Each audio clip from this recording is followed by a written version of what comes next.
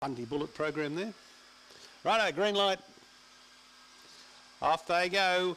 And Magic Maiden was away nicely down the outside. Here it comes, getting up outside Spooky's Gift as they go into the first turn. Magic Maiden working hard, takes the lead. Got away by 3 to Spooky's Gift. Then came Melody Serenade and Dacey's Rig is running fourth.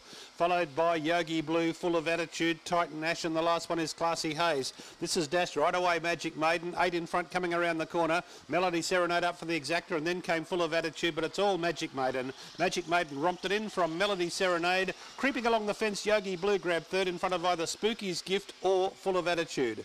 Back behind those then came Dacey's Rig with Titan Ash and Classy Haze alongside those. 7 Magic Maiden. 250 and 160. It's won very easily.